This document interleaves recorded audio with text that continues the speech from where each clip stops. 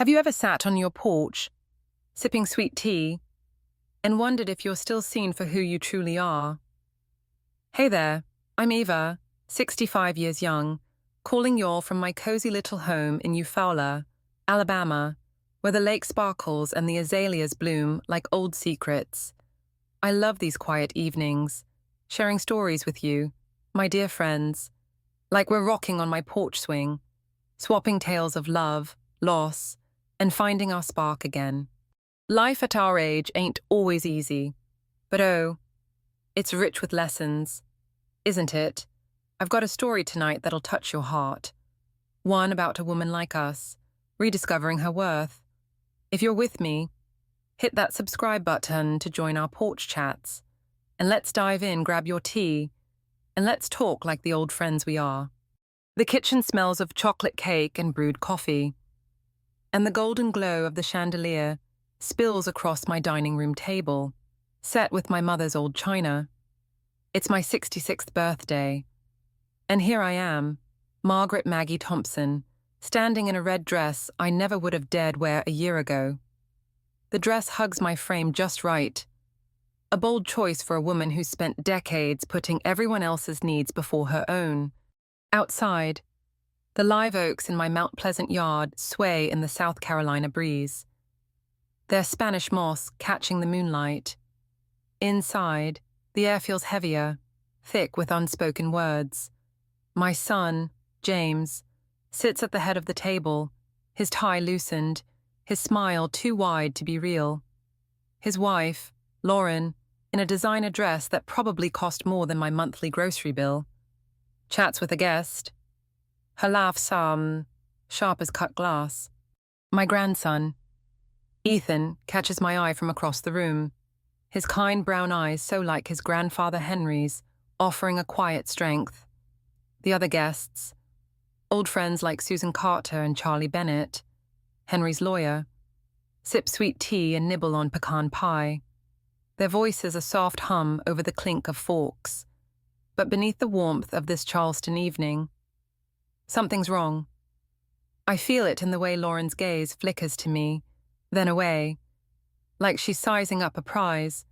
I hear it in the whispers that stop when I walk by.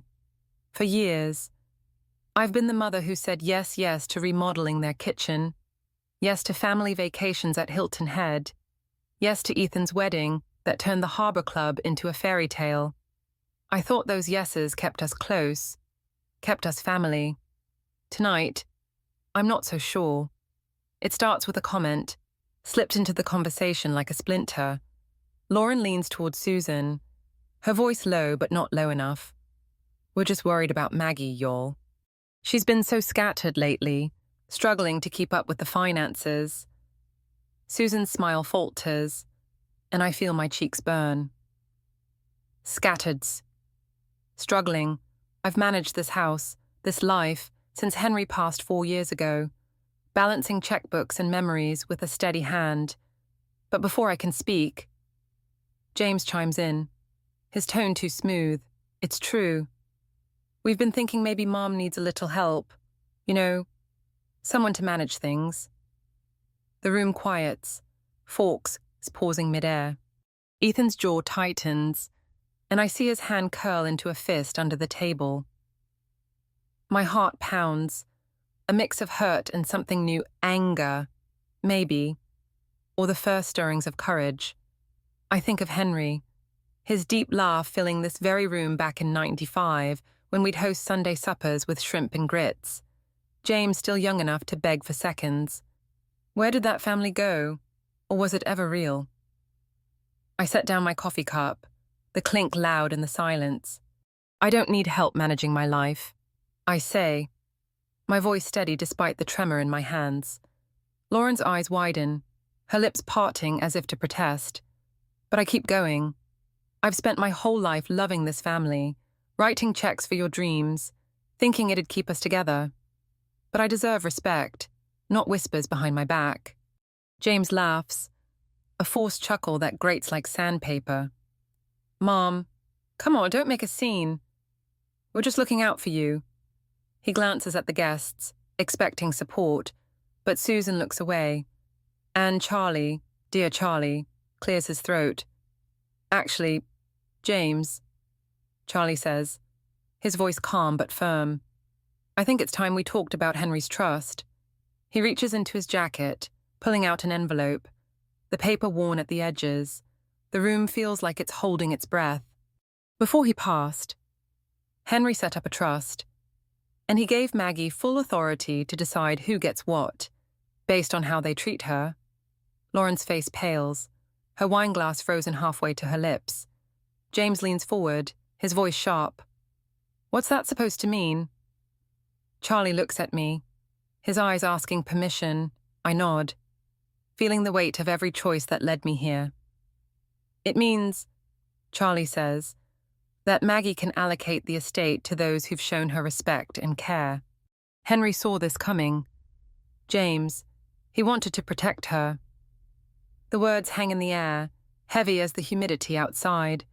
I see it all flash before me, the years of saying yes, the nights I cried alone, the moment I realized my family saw me as a bank, not a mother. And then, the moment that started it all. Ethan's wedding, when a name tag reading Maggie Thompson, principal sponsor, cut deeper than any knife. I was their fairy godmother, their ATM, but never just Maggie. I stand, my red dress catching the light. James, Lauren. I say, my voice stronger now. You've made your choices. The name tag at Ethan's wedding, the constant demands for money. The whispers tonight about me needing a guardian, it stops here. I'm done being your checkbook. The trust will go to those who see me as family, not a resource. Ethan's hand finds mine under the table, a quiet anchor. Lauren sputters. Maggie, you can't be serious. We've always had your best interests at heart. But her eyes betray her, darting to James, who's gone red, his fists clenched. Best interests, I say softly. My best interest was a son who called to ask how I'm doing, not how much I can pay. A daughter-in-law who saw me as more than a dollar sign. I loved you both, but love doesn't mean letting you walk over me. Charlie folds the envelope, his voice gentle but final. It's Maggie's decision, and it's legally binding. The trust is hers to distribute. The guests are silent, some staring at their plates, others at me with a mix of shock and respect. Susan reaches for my arm, her touch warm. Ethan stands, his voice low but clear. I'm proud of you. Grandma, you deserve this. James shoves his chair back, the scrape loud against the hardwood. This is a setup, he snaps. You're throwing away family over a few misunderstandings. But Lauren tugs his sleeve, her face crumpling as the reality sinks in. They've lost more than money tonight, they've lost me. I look out the dining room window, where Henry's rose bushes glow silver in the moonlight. I think of the kitchen table where we planned James's future, the summers we spent shucking corn and laughing. I thought saying yes would keep those days alive. But all it did was bury me. Tonight, I've dug myself out. As the guests murmur, some gathering their things, I feel a strange peace. I've lost the family I thought I had, but I've found something else myself. How did I get here? From a mother who gave everything to a woman who finally said enough. That's a story worth telling. One that starts with a name tag and ends with a red dress and a voice I didn't know I had.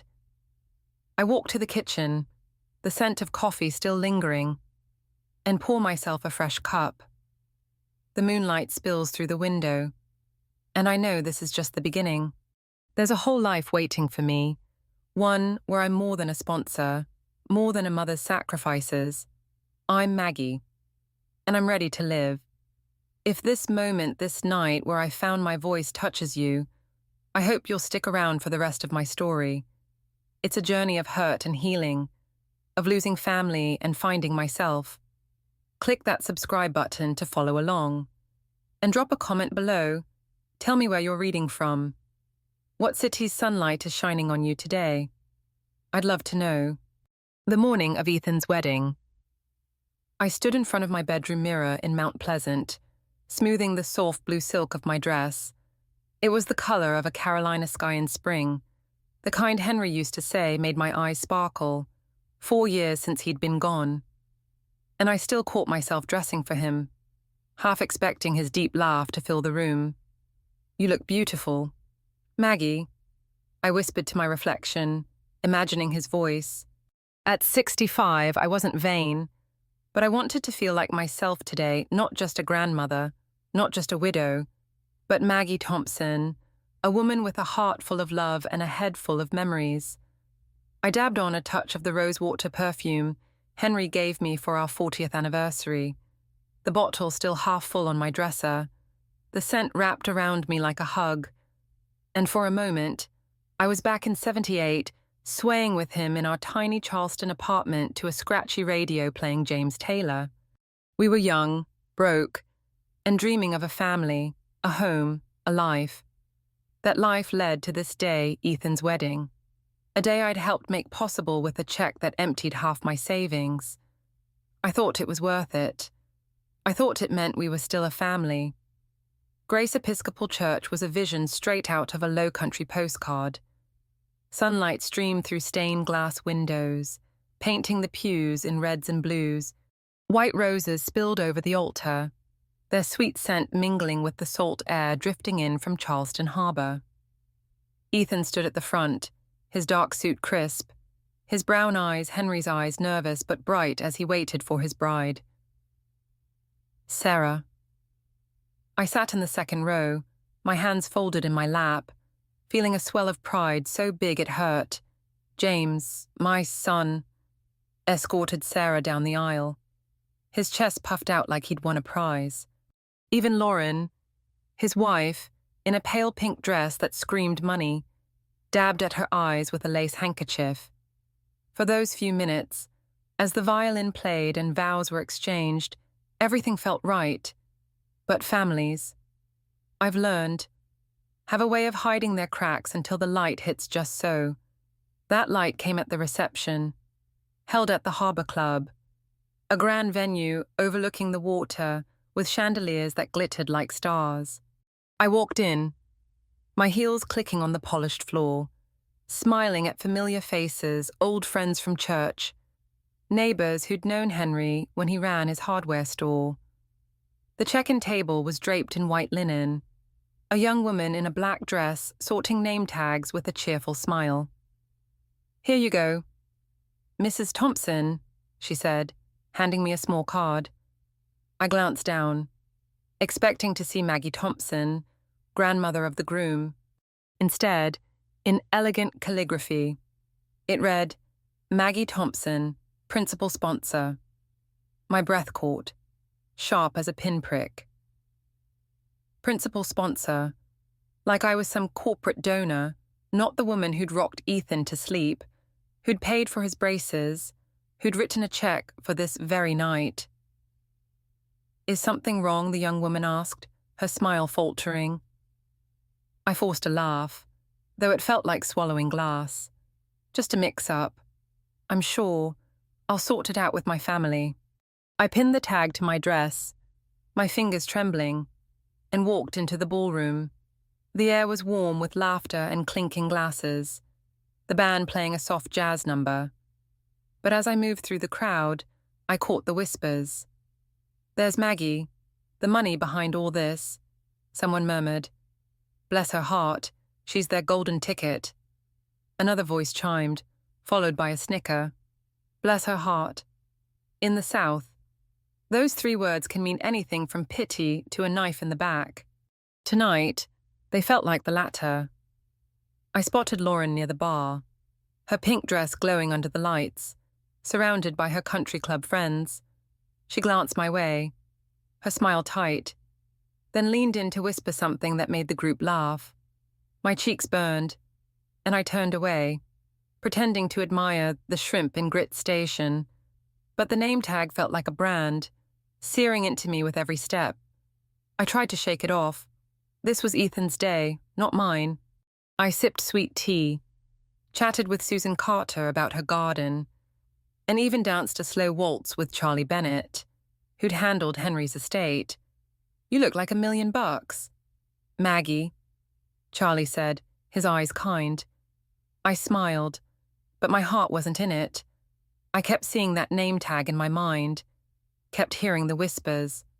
Had James approved this, Lauren? Did. Ethan, no. The truth hit me during the cocktail hour, when I overheard two of Lauren's friends by the dessert table.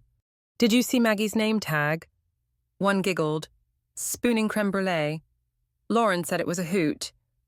Said Maggie's their personal bank account. The other laughed, a sharp sound that cut through the music. No kidding. James says she's sitting on a fortune since Henry passed. I stepped back, my hand shaking, and bumped into a waiter carrying a tray of crab cakes.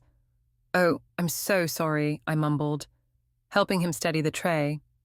He waved it off, but I barely heard him. Personal bank account. The words echoed, cold and hard, like the marble floor beneath my feet. I looked across the room at James, laughing with a business associate, his arm around Lauren. They didn't see me, not really. They saw dollar signs, checks, the house in Mount Pleasant they kept hinting I should sell.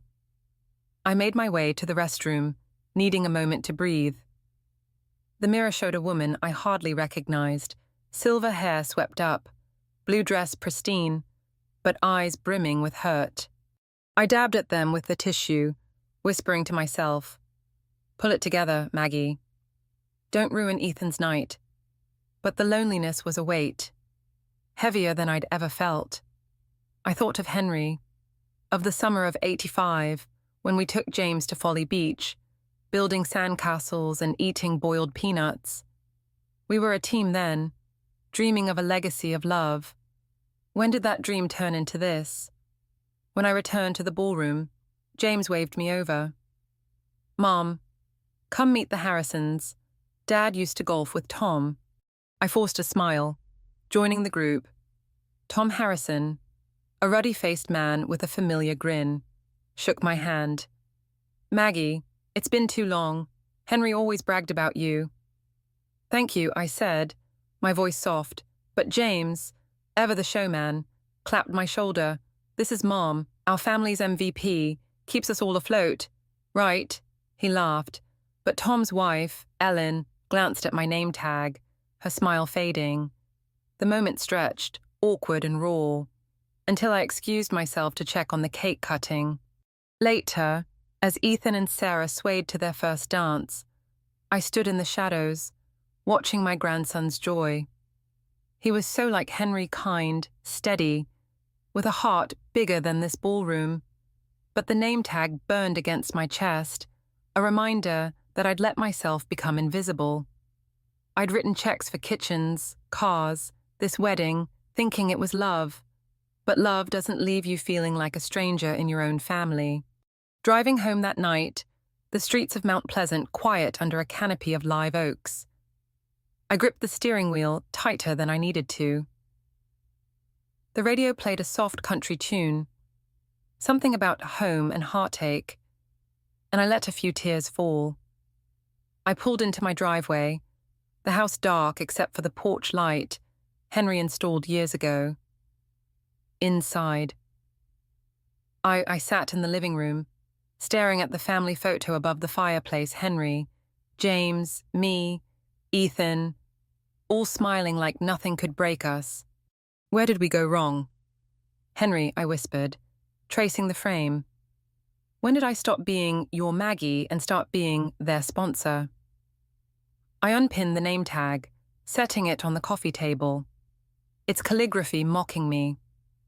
I didn't have answers. Not yet. But as I climbed the stairs to bed, the rosewater perfume still lingering on my skin, I felt something shift. A spark, maybe, or a crack in the wall I'd built around my heart. I didn't know where it would lead, but I knew one thing: I couldn't keep living like this, giving everything and getting nothing but a name tag in return. Every morning, I start my day in the kitchen, the heart of my Mount Pleasant home. The sun slips through the lace curtains, warming the oak table where Henry and I used to linger over coffee, dreaming up plans for James, for our life. These days, The coffee's still strong, brewed in the same old percolator, but the dreams feel faded, like a photograph left too long in the light. At 65, I'm learning that love can be a heavy thing to carry when it's not returned in kind. After Ethan's wedding, with that name tag Maggie Thompson, principal sponsor still burning in my memory, I started to see my family differently. But seeing and doing something about it, that's a harder road. The weeks after the wedding were a blur of routine, the kind that keeps you moving so you don't have to think too hard. I'd tend my rose bushes, the ones Henry planted when we bought this house in '82, their pink petals a reminder of his steady hands. I'd drive to the market on Coleman Boulevard, picking up shrimp for supper or peaches for cobbler, nodding at neighbors who'd ask, "How's the family?" Maggie, I'd smile, say, "Just fine," and mean it less each time. Because the truth was, my family James, Lauren, even Ethan was pulling away, and I was the one paying to keep them close. It started small, the way erosion does. A phone call from Lauren, her voice sweet as pecan pie. "Maggie, we're thinking of sprucing up the kitchen. Nothing fancy, just new countertops, maybe a stove. James says it'd make the house perfect for when you visit." I pictured their home in Kiowa. All sleek lines and ocean views, a far cry from the modest rancher James grew up in.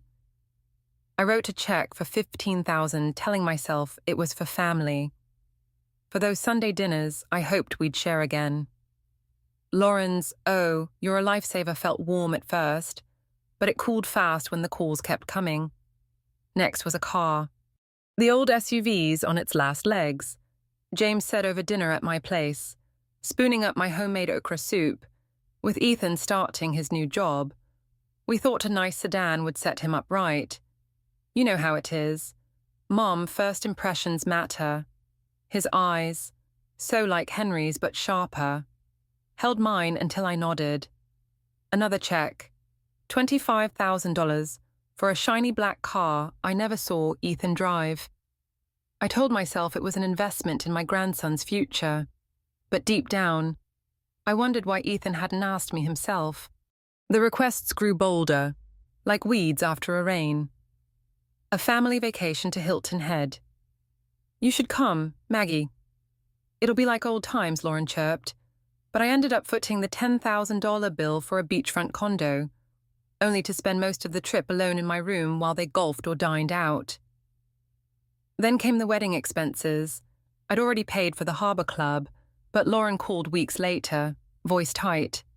"Maggie, the florist underestimated the roses, and the band's charging extra. We're stretched thin. Can you help?" I sent $5,000, picturing Ethan's smile, not Lauren's. Each check felt like a thread, tying me to the family I loved, but the threads were fraying. I'd lie awake at night, the house creaking around me, and think of Henry's warnings. Back in '90, when James was a teenager sneaking out to parties, Henry sat me down at this very table. "Maggie, he's got a streak in him, always chasing the next big thing. We got to teach him values, not just give him what he wants." I'd brushed it off, saying James was just young, ambitious. Now, I wondered if I'd been wrong to protect him, to say yes when I should have said no. The demands weren't just about money. It was the way James and Lauren talked to me, like I was a means to an end. One evening, I invited them over for supper, fried chicken, collards, cornbread, the kind of meal that used to bring us together. Lauren picked at her plate, her manicured nails tapping. "This house is so charming, Maggie, but it's a lot for one person. Don't you think James and I were looking at Palmetto Senior Living, real nice apartments, low maintenance?" James nodded, wiping his mouth. "Yeah, Mom. You could sell this place, pocket a fortune. The market's hot right now." I froze, the skillet still warm in my hands. Sell my home. This house, with its creaky stairs and the bedroom where Ethan took his first steps, the garden where Henry and I spent our last summer, laughing over iced tea. "I'm happy here," I said, my voice quieter than I meant. Lauren's smile was all teeth. "Of course. We just want you comfortable, bless your heart." There it was again. That phrase, sharp as a splinter. I changed the subject, but the idea lingered, a shadow in the room. The worst came a month after the wedding, over lunch at Kiowa Island Club, where Lauren insisted we meet to catch up. The place was all polished wood and ocean views, the kind of spot where Charleston's elite showed off. Lauren, in a white sundress, sipped a mimosa and leaned in. "Maggie, Ethan and Sarah's honeymoon is a mess. We promised to cover it, but James's business took a hit. They've got their heart set on Bali. Can you step in? It'd mean the world to them." I stirred my sweet tea, the ice clinking, and thought of Ethan's shy grin at the wedding. I wanted him to have a perfect start, didn't I?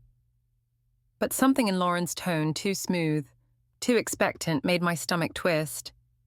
"I'll think about it," I said, surprising myself. Lauren blinked, her smile faltering. "Well, they need to book soon for the best rates. You know how it is." I said I'll think about it. I repeated, firmer this time. James, who'd been quiet, set down his fork. "Mom, don't make this complicated. It's for Ethan." His voice had an edge, the same one I had heard when he was a boy, caught in a lie. I looked at him, really looked, and saw a stranger where my son used to be. "I'll talk to Ethan directly," I said, standing to leave, Lauren's Maggie. Wait followed me out, but I kept walking, the salt air cool on my face. That night, I sat in my living room, the name tag from the wedding still on the coffee table, its calligraphy a silent accusation. I opened my checkbook, tallying the numbers: $15,000 for the kitchen, $25,000 for the car, $10,000 for Hilton Head, $45,000 for the wedding, and more, so much more. Nearly $150,000 in 3 years, all to keep a family that didn't seem to want me, just my money. I closed the book, my hands shaking, and looked at the photo above the fireplace, us in '95, James's arm around Henry, Ethan a toddler on my lap. "What happened to us?" I whispered, as if Henry could answer. I thought of '78 again, a memory so clear it hurt. Henry and I in our first apartment, eating spaghetti from mismatched plates, planning for James's future. "We'll give him everything we didn't have," I'd said, and Henry nodded, his hand over mine. But not so much he forgets what matters. I'd failed that promise, hadn't I? I'd given too much, loved too blindly, and now I was paying the price, not in dollars, but in the emptiness where family should be. I walked to the kitchen, the linoleum cool under my bare feet, and poured a glass of iced tea. The roses outside glowed in the moonlight, and I thought of Henry's hands, rough from work, gentle with me. He'd know what to do, wouldn't he? But Henry was gone, and I was here, alone with a truth I couldn't ignore. My yeses had built a wall between me and the people I loved. I didn't know how to tear it down. Not yet. But as I sipped my tea, a small, stubborn part of me whispered, "You're still Maggie. You can find a way." The air in downtown Charleston smells of salt and magnolias, a scent that always takes me back to the summer of '78 when Henry and I would stroll along the Battery, dreaming of a life bigger than our little apartment. Today, I'm sitting at a corner table in the Daily, a cozy cafe on King Street, the kind of place where the coffee's strong and the biscuits are buttery enough to make you forget your troubles. But my troubles are heavy this morning, heavier than the cast iron skillet in my kitchen back in Mount Pleasant. It's been 2 months since Ethan's wedding, since that name tag, Maggie Thompson. Principal sponsor cut me deeper than I'd ever admit. The checks I've written for James and Lauren keep piling up, and the whispers from that night still echo in my head. I'm 65 and I'm tired of giving, tired of hoping, tired of feeling like a stranger in my own family. Charlie Bennett walks in, his grey suit a little rumpled, his smile as warm as the July sun. He's been Henry's friend since their college days at Clemson, and he's handled our legal affairs since we bought the house in '82. Maggie, you're a sight for sore eyes, he says, sliding into the chair across from me. His eyes crinkle, but there's a seriousness there, too, like he knows why I asked to meet. Charlie, you're too kind, I say, managing a smile. The waitress sets down our coffees and a plate of biscuits, golden and steaming. I wrap my hands around the mug, the warmth grounding me. I needed to talk. Things with James and Lauren, they're not right. Charlie nods, stirring sugar into his coffee. I figured as much. You've been carrying a lot. Maggie, what's going on? I take a deep breath, the words spilling out like water from a cracked pitcher. I tell him about the wedding, the name tag, the laughter that followed me through the ballroom. I tell him about the checks, $15,000 for the kitchen, $25,000 for the car, $10,000 for Hilton Head, $45,000 for the wedding, and more. I tell him about Lauren's suggestion to sell my house, James's impatient tone when I hesitated about Ethan's honeymoon. My voice shakes, and I hate it, but I keep going. I thought I was helping, Charlie, keeping us together, but I feel like I'm disappearing. Charlie listens, his face steady, his eyes kind but sharp. When I finish, he leans back, folding his hands. Maggie, you've been more than generous. Too generous, maybe. Henry saw this coming. You know. I blink, my heart skipping. What do you mean? He reaches into his briefcase and pulls out an envelope. The edge is worn, sealed with a wax stamp. Before he passed, Henry added a trust to his will. He didn't want you to know unless it became necessary. I think it's necessary now. He slides the envelope across the table, his voice low. Take a look. My hands tremble as I open it, the paper crinkling under my fingers. The legal jargon is dense, but the meaning is clear. Henry set up a trust, a substantial one, built from his hardware store chain and smart investments. Unlike the main estate, which was split evenly, this trust is under my control. I get to decide who inherits what, based on how they treat me, how they show respect, care, love. If someone disregards me, I can redirect their share to others or to charity. It's a power I never asked for, a responsibility that feels like a lifeline and a burden all at once. I look up at Charlie, my throat tight. Why didn't he tell me? Charlie sighs, sipping his coffee. Henry hoped it wouldn't come to this. He wanted James and Ethan to love you for you, not for the money.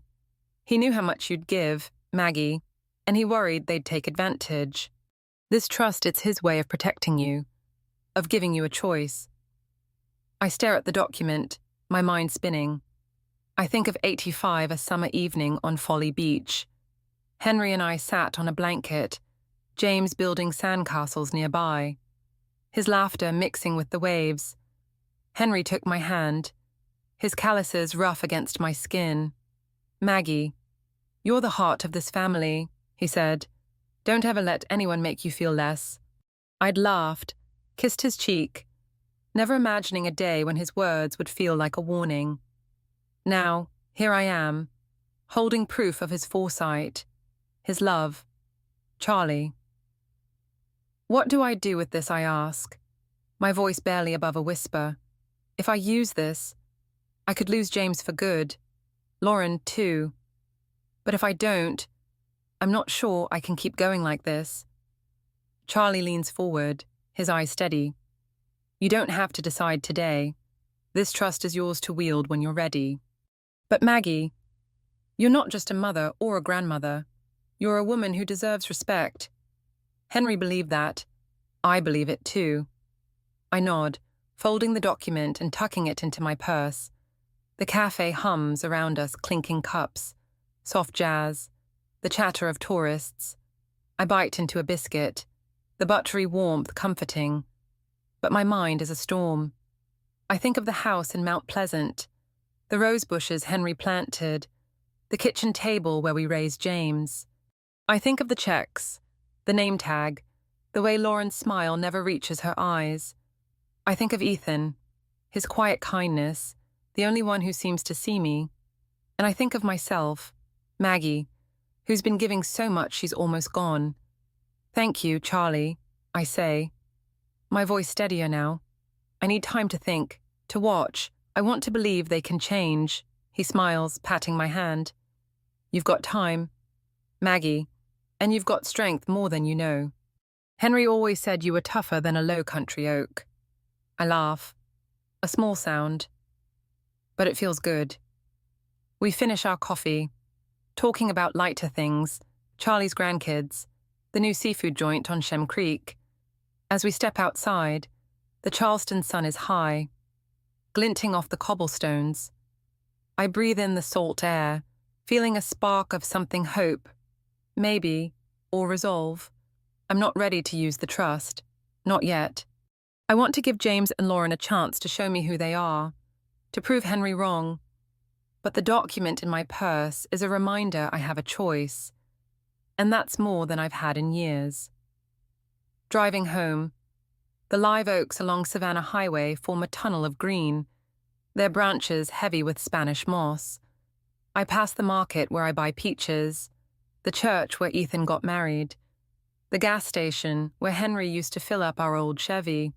This is my world, my home, and I'm not ready to let it go. Not the house, not my heart, not myself. I pull into my driveway, the roses glowing pink in the afternoon light. Inside, I set the envelope on the kitchen table, next to a vase of magnolias I picked this morning. I pour a glass of iced tea, the ice clinking, and sit, staring at the flowers. I think of 78 again, Henry and me in that tiny apartment, eating spaghetti and planning for James. We'll give him the world, I'd said, and Henry nodded, his eyes soft, but we'll teach him to give back, too. I failed that part, didn't I? I gave too much, loved too blindly, but maybe it's not too late, not for James, not for me. I sip my tea, the sweetness grounding me, and make a quiet promise I'll watch, I'll wait, but I won't disappear. Not anymore. The roses in my Mount Pleasant garden are blooming fiercer than ever this summer, their pink petals bright against the green, like they're cheering me on. It's been a month since I sat across from Charlie Bennett at the Daily. That worn envelope from Henry's trust still tucked in my desk drawer. I haven't touched it since, but its weight follows me. A quiet reminder that I have a choice. At 65, I'm learning that saying no might be the hardest thing I've ever done. But it's also the only way to find myself again. After years of writing checks to keep James and Lauren close, I'm starting to see that love shouldn't cost me my heart. The first test comes on a muggy July afternoon, the kind where the Charleston air feels like a warm blanket. I'm in my kitchen, kneading dough for biscuits. When the phone rings, Lauren's name flashes on the screen, and my stomach tightens. Her calls always come with a request, wrapped in that honey-sweet voice that's starting to sound like a warning. I wipe flour from my hands and answer, bracing myself. Maggie. Hey, Lauren's tone is bright, like we're old girlfriends catching up. How are you holding up in this heat? Just fine, I say, keeping my voice even. Baking some biscuits to take to church tomorrow. What's on your mind? She laughs, a little too loud. Oh, just thinking about Ethan and Sarah. Their honeymoon's coming up, and we promised to cover it, but James's business hit a rough patch. They've got their heart set on Bali. Maggie, it'd mean the world if you could step in. I pause, the dough soft under my palms. Bali. I picture the $45,000 I already spent on their wedding, the name tag that read Principal Sponsor, the whispers at the Harbour Club. I think of Henry's trust. Charlie's words, "You deserve respect." My heart aches for Ethan. I want him to have a beautiful start, but something in me shifts, like a door creaking open. "I'll think about it," I say, the words slow but firm. It's not a yes, and that feels like a small victory. Lauren's silence is sharp. Well, they need to book soon for the best rates. Ethan will be so disappointed if it falls through. I'll talk to Ethan directly. I say, surprising myself. I'd like to hear what he and Sarah want. "Maggie." "It's not that complicated," Lauren says, her sweetness fraying. "We're just trying to make this special for them." "I know," I say, my voice steady, "and I'll let you know what I decide." I hang up before she can argue, my hands trembling as I set the phone down. The kitchen is quiet, just the hum of the fridge and the distant chirp of cicadas outside. I look at the roses through the window, their petals catching the sunlight, and feel a flicker of pride. I said no, or at least, not yes. It's a start. That evening, I call Ethan. His voice is warm, a little shy, like Henry's when we first met. "Grandma, you didn't have to call. Mom said you're thinking about the honeymoon." "I want to hear it from you," I say, sitting in my living room. The family photo from '95, watching me from the fireplace. "What do you and Sarah need?" He hesitates, then laughs softly. "Honestly, we were thinking somewhere closer, maybe the Outer Banks. Bali sounds amazing, but it's a lot. We just want to start our life right. You know." My heart swells. Ethan, always sensible, always kind. "That sounds perfect," I say. "I'd like to help with that. I'll send you a check for the Outer Banks, something to make it special." "Grandma, you're the best," he says, and I can hear his smile. "Thank you." I write a check for $3,000, enough for a cozy beach trip, and mail it to Ethan with a note for your new adventure. "Love, Grandma." It's a fraction of what Lauren wanted, but it feels right, like a gift given freely, not demanded. When Lauren calls a few days later, her voice is clipped. "Maggie, Ethan told us about the check. Outer Banks, we were counting on Bali. I gave what I could," I say, stirring iced tea in my kitchen. "Ethan and Sarah are happy with it." She huffs. "You're making this harder than it needs to be. They deserve better." The line goes dead, and I stand there, the tea glass cold in my hand. Her words sting, but they don't cut like they used to. I'm starting to see her for who she is, and it hurts, but it's also freeing. The next step in finding myself comes unexpectedly. At the Mount Pleasant Community Center. I've driven by it 100 times. Its brick building nestled among live oaks. But I've never gone inside. One morning, flipping through the local paper, I see an ad for a painting class. I used to paint, back in the 70s, before James was born, watercolors of marshes and egrets. Nothing fancy, but they made me happy. Henry would hang them in our apartment, grinning like I was Picasso. "You've got a gift, Maggie," he'd say. I stopped when life got busy motherhood. Henry's business, the years slipping by. Maybe it's time to start again. I sign up, nervous as a schoolgirl, and show up with a sketch pad and a box of paints I haven't touched in decades. The classroom smells of turpentine and coffee, sunlight streaming through tall windows. The teacher, a wiry woman named Clara with silver hair and a quick laugh, welcomes me like an old friend. "Maggie, you're going to love this," she says, handing me a canvas. "No rules, just paint what you feel." Clara's a few years older than me, a retired nurse with a sharp wit and a story for every scar. Over the first few classes, we bond over cups of decaf and tales of our lives.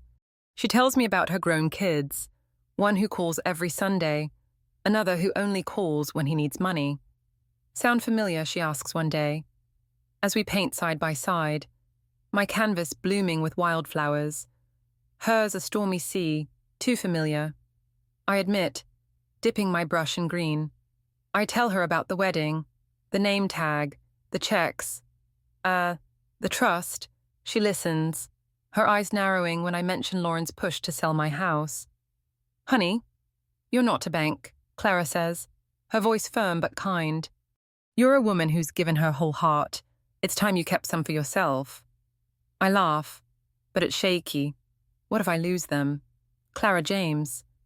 Lauren, if I stop giving, will they stop coming around? She sets down her brush, looking me square in the eye. If they only come for the money, they're not yours to lose. You deserve people who see you. Maggie, start with yourself. Her words stay with me, like a song I can't shake. I paint more boldly. Wildflowers spilling across my canvas, their colors bright against a marshy backdrop. I think of 78, Henry and me on our porch, watching fireflies while James slept inside. You're my home. Maggie, Henry said, his hand warm over mine. I'd felt so full then, so seen. I want that feeling again, not just in memory, but in my life now. The tension with James and Lauren grows, like a storm brewing over the Atlantic. One evening, James shows up unannounced, his SUV idling in my driveway. I'm in the garden, pruning roses, the air thick with jasmine. Mom, we need to talk. He says, his voice tight. He's in a polo shirt, his hair thinning, looking more like a stranger than my boy. Come inside, I say, wiping dirt from my hands. In the kitchen, I pour us iced tea, the glasses sweating on the table. What's this about? He paces, not touching the tea. Lauren's upset about the honeymoon thing. You embarrassed her. Going behind our backs to Ethan, and now you're acting like we're the bad guys for asking for help. I take a sip, the sweetness steadying me. James, I gave what I thought was right. Ethan's happy. Why isn't that enough? Because it's not just about Ethan, he snaps, his face red. We're a family. Mom, Dad left you plenty, and we're struggling to keep up. You could make things easier, but you're being stubborn. I think of Henry's trust, the power I haven't used. I think of Clara's words, Henry's voice in 85. Don't let anyone make you feel less. I'm not being stubborn. I say, my voice low but firm. I'm being me. James, I've given you everything, money, time, love, but I need to live, too. He stares at me, like I've spoken a language he doesn't know. Fine, he says, grabbing his keys. But don't cry to me when you're alone in this big house. The door slams, and I sit there. The roses outside, swaying in the dusk. Alone. The word hurts, but it's not new. I've been alone in this family for years, haven't I? I walk to my easel, set up in the living room, and pick up a brush. The wildflowers take shape, vibrant and free, like the woman I'm trying to become. I don't know what's next, but I know this: I've said no, and I've painted again. Small steps, but they're mine. And as the moonlight spills through the window, I feel Henry's presence, his voice whispering, "You're tougher than you think." Maggie. The August heat in Mount Pleasant wraps around my house like a quilt, thick and unrelenting. But I find solace in my garden, where Henry's roses still bloom despite the drought. At 65, I'm learning that some things like love, like self-respect, grow stronger when you tend them, even through hard seasons. It's been weeks since I started saying no to James and Lauren, since I picked up a paintbrush again, since I felt the spark of Maggie Thompson, not just the mother or grandmother who pays the bills. But every step toward myself feels like a step away from the family I've fought to hold together. And now, the storm I've been dreading is brewing. Dark clouds gathering over my quiet life. It starts with a phone call on a sticky Thursday morning, the kind of day where the cicadas hum louder than your thoughts. I'm in the kitchen, slicing peaches for a cobbler, the air sweet with their juice. When Lauren's name lights up my phone, my heart sinks, but I answer, wiping my hands on my apron. Hey, Lauren, I say, keeping my tone light, like we're just chatting about the weather. Maggie, thank goodness, she says, her voice a mix of urgency and syrup. I've been meaning to call. James and I are worried about you, all alone in that big house.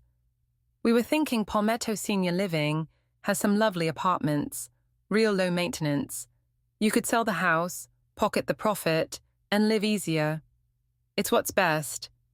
Don't you think I set the knife down? The peach half rolled on the cutting board. Palmetto Senior Living. The name's been floating around since Lauren first mentioned it months ago, always with that bless-your-heart smile. My house, this house, with its creaky porch swing. The bedroom where Ethan learned to walk. The roses Henry and I planted in '82 isn't just walls and a roof. It's my life, my memories, my home. I'm not alone, I say, my voice steady but tight. And I'm not looking to move. Lauren, I'm happy here. There's a pause, then a sigh, like I'm a child who doesn't get it. Maggie, be reasonable. That place is too much for you, yard work, repairs, all of it. James says the market's hot. You could make a fortune, help the family out. We're just thinking of you.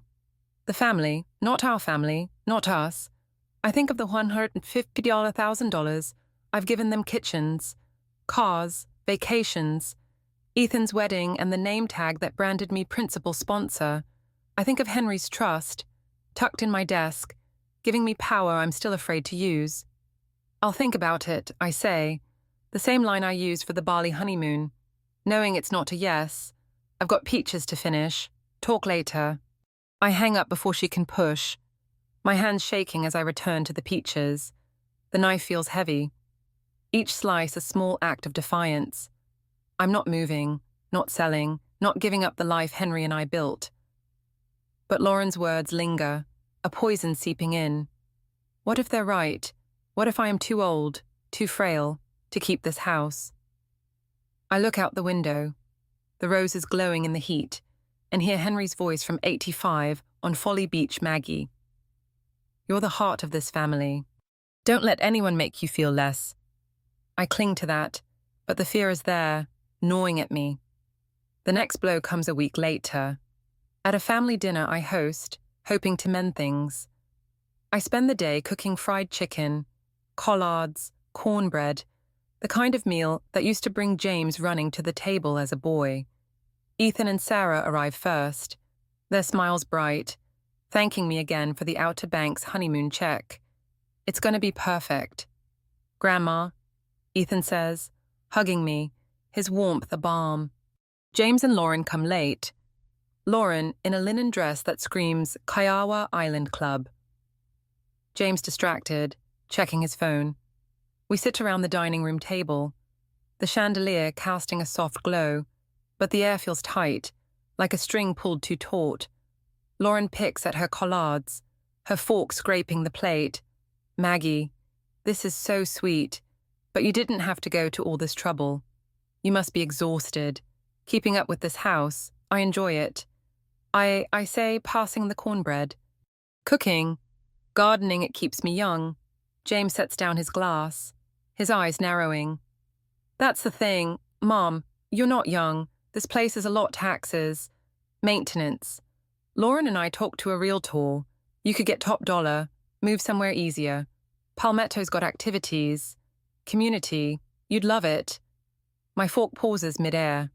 Ethan glances at me, his jaw tight, and Sarah looks down, uncomfortable. I think of 78 Henry and me in our first apartment, planning for James, promising him a home filled with love. This house is that promise, and they want to sell it like it's just brick and mortar. I'm not moving, I say, my voice low but firm. This is my home, James. If you're worried about money, that's your business, not mine. Lauren's smile is sharp, like a shard of glass. Maggie, we're trying to help. You're sitting on a gold mine, and we're struggling James's business, Ethan's new life. You could make things easier for everyone. Everyone, Ethan cuts in, his voice sharp. Or, you grandma's happy here.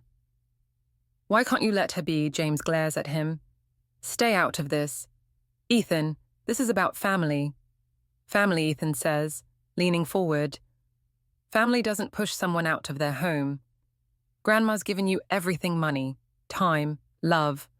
When's the last time you asked what she wants? The room goes quiet. The chandelier's light flickering. Lauren's face flushes, and James's fists clench. I feel a rush of gratitude for Ethan, but also a pang of guilt. He shouldn't have to fight my battles. Ethan's right, I say, my voice trembling but clear. I've given you all I can. I'm not selling my house, and I'm not moving. I need you to respect that. James stands, his chair scraping the floor. You're being selfish. Mom, after all we've done. You're cutting us off. He storms out, Lauren following, her heels clicking. Ethan stays, his hand over mine. I'm sorry, Grandma. I should have said something sooner. You said it now, I say, squeezing his hand. That's enough. After they leave, I clear the table, the leftover chicken cold in its dish. I think of 95, a Sunday supper in this same room. James laughing as Henry carved the roast. Ethan toddling around with a biscuit. We were a family then, weren't we? Or was I blind to the cracks even then? I walked to my easel, the wildflowers on my canvas, vibrant under the lamplight. Clara's words echo. If they only come for the money, they're not yours to lose. I pick up a brush, adding a stroke of gold, and feel a quiet strength. I'm not ready to use Henry's trust, not yet, but I'm ready to fight for myself. The next day, I drive to the community center for painting class. The live oaks along Savannah Highway, a green canopy overhead. Clara's there, her canvas a swirl of blues, and she takes one look at my face and knows. Spill it. Maggie, she says, handing me a cup of decaf. I tell her about the dinner. Lauren's push for palmetto, Ethan's stand. She nods, her eyes fierce. You're doing right, honey. They're testing you. But you're stronger than they think. Keep saying no. It'll hurt, but it'll save you. I paint, my wildflowers growing bolder, and think of Henry in 85 teaching me to drive on a back road near Folly Beach. You've got this, Maggie, he said, his hand steady on the wheel. Just don't let fear stop you. I'm scared now, scared of losing James, scared of being alone, but I'm not stopping. I'm preparing for what's coming. For the birthday dinner Ethan's planning, where I know James and Lauren will push harder. I look at my canvas, the flowers bright against the marsh, and make a promise I'll stand up, not just for my house, but for me. What do you think Maggie will do when the storm breaks? Will she hold her ground? Or will the weight of family pull her back? If you're rooting for her, hit that subscribe button to follow her journey, and drop a comment below, tell me what you'd do in her shoes. Or share the city where you're reading this. I'd love to know where your sunlight's shining today. The dining room in my Mount Pleasant home glows under the chandelier's soft light, the air rich with the scent of chocolate cake and fried chicken. It's my 66th birthday, and the table is set with my mother's china, each plate a memory of Sunday suppers long past. I'm wearing a red dress, bold and unfamiliar, the kind of choice that feels like a promise to myself. At 65, I've spent decades giving money, love, my very heart to keep my family close. Tonight, I'm learning that love doesn't mean letting yourself be erased. As I look around at the faces James, Lauren, Ethan, Sarah, old friends like Susan Carter and Charlie Bennett, I feel the weight of every check I've written, every yes I've said, and the name tag from Ethan's wedding that branded me principal sponsor. This is the night I stop hiding. The evening starts warm, with laughter and clinking glasses, the kind of southern hospitality Charleston does best. Susan's telling stories about her grandkids, her hands waving like she's conducting an orchestra. Ethan and Sarah, still glowing from their engagement, share plans for their Outer Banks honeymoon, a trip I funded with a modest check that Lauren called stingy. James sits at the head of the table, his tie loose, his smile practiced.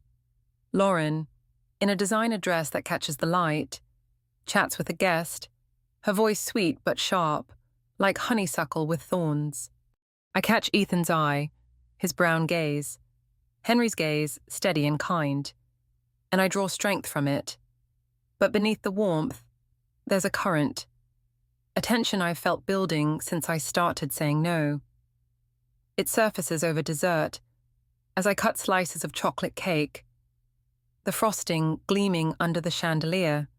Lauren leans towards Susan, her voice low but carrying.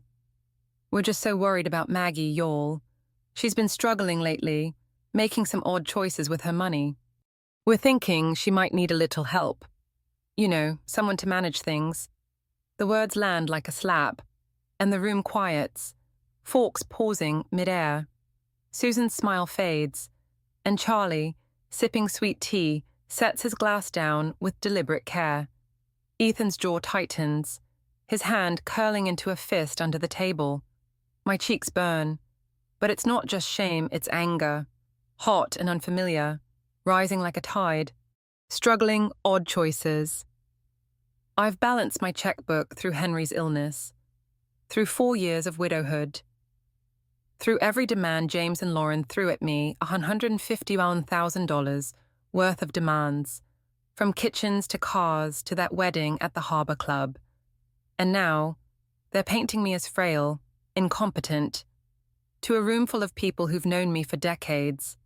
James chimes in, his tone smooth as polished oak. It's true. Susan, Mom's been under a lot of stress. That big house, all those expenses, it's too much for her.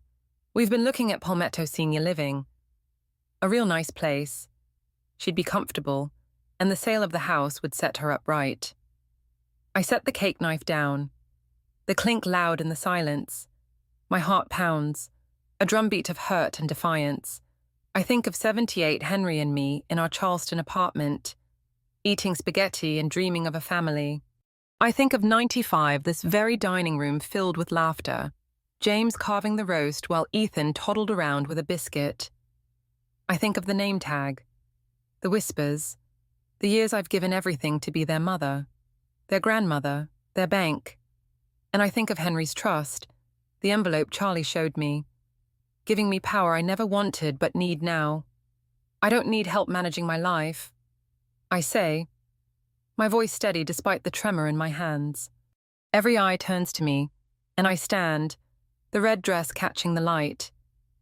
I've spent my whole life loving this family, writing checks for your kitchen, your cars, your vacations, Ethan's wedding. I thought it was love, thought it'd keep us together. But I deserve respect, not whispers about my competence or plans to sell my home. Lauren's lips part, her face paling. Maggie, you're misunderstanding, she says, her voice syrupy but strained. We're just worried. That's all. We want what's best for you. Best for me, I say, my voice rising, soft but sharp. Best for me was a son who called to ask how I'm doing, not how much I can pay. A daughter-in-law who saw me as family, not a checkbook. I've given you everything. Lauren, James. But I'm done being your sponsor. James laughs, a forced sound that grates like gravel. Mom, don't make a scene. You're blowing this out of proportion. We're family, for God's sake. He glances at the guests, expecting support. But Susan looks away, her hands folded tightly. Charlie clears his throat, his eyes on me, asking permission. Actually, James, Charlie says, his voice calm but firm. It's time we talked about Henry's trust. He pulls the worn envelope from his jacket, the wax seal glinting. The room holds its breath. Before he passed, Henry set up a trust, separate from the main estate. He gave Maggie full authority to decide who gets what, based on how they treat her, how they show respect, care, love. Lauren's wine glass freezes halfway to her lips, her eyes wide. James leans forward, his voice sharp. What the hell does that mean? Charlie looks at me and I nod, feeling the weight of every moment that led here. The name tag, the checks, the whispers, the push to sell my house. It means, Charlie says, Maggie can redirect the trust to those who've honored her. Henry saw this coming. James, he wanted to protect her from being taken for granted. The words settle like dust after a storm. I see it all: the wedding, the laughter, the $150,000 I gave, the nights I cried alone, wondering where my family went. I see Henry, his steady hands planting roses, his voice in 85s. Don't let anyone make you feel less. I see myself, Maggie, not just a mother or widow, but a woman who's fought to be seen. I step forward, my voice clear, though my heart aches. James, Lauren, you've made your choices. The name tag at Ethan's wedding, calling me your sponsor, the demands for money kitchens, cars, vacations, honeymoons, the whispers tonight, planning to move me out of my home, calling me incapable. It stops here. I'm using the trust to support those who see me as family, not a resource. That means Ethan, who's shown me love, not entitlement. Ethan's hand finds mine under the table, his grip warm and steady. Sarah's eyes glisten, her hand on his arm. Lauren sputters. Maggie, you can't be serious. We've always had your best interests at heart. This is a misunderstanding. Best interests, I say, my voice soft but unyielding. My best interest was a family who valued me, not my money. I loved you both, but love doesn't mean letting you walk over me. I'm choosing myself now. Charlie folds the envelope, his voice gentle but final. It's Maggie's decision, and it's legally binding. The trust is hers to allocate. James shoves his chair back, the scrape harsh against the hardwood. This is a setup, he snaps, his face red. You're throwing away family over a few mistakes. Dad would be ashamed of you. The words cut, sharp as a blade, but I hold his gaze. No, James, I say quietly, Dad would be ashamed of you. The room is silent, the guests frozen, some staring at their plates, others at me with a mix of shock and admiration. Susan reaches for my arm, her touch a quiet anchor. Ethan stands, his voice low but firm. I'm proud of you, Grandma. You're doing what's right. Lauren tugs James's sleeve, her face crumpling as the reality sinks in. James, let's go, she whispers, her voice breaking. They leave, the door slamming, the sound echoing in the quiet house. The guests murmur, some gathering their things, others offering soft words of support. Charlie stays, his eyes kind. You did good. Maggie, he says. Henry's smiling somewhere. I look out the dining room window, where the roses glow silver in the moonlight. I think of 78. Henry and me planning for James, promising him a home filled with love. I think of 95, this table full of laughter. Ethan's tiny hands reaching for cake. I've lost the family I thought I had, but I've found something else myself. The cake sits untouched, the candles burned low. But I feel a strange peace. I've stood tall, and though my heart aches, it's still mine. The morning after my 66th birthday, I wake to a quiet house, the kind of stillness that feels both peaceful and heavy, like the calm after a low-country storm. Sunlight spills through my bedroom window in Mount Pleasant, painting the quilt with gold, but the warmth doesn't quite reach me. Last night, in my red dress under the chandelier's glow, I stood up to James and Lauren, using Henry's trust to cut them off from the inheritance they'd taken for granted. I said no to their demands, their whispers, their plan to move me out of my home. I chose myself, something I haven't done in decades. But as I sit on the edge of my bed, the roses outside nodding in the breeze, I feel the weight of what I've lost, not just money, but the son I raised, the family I thought I had.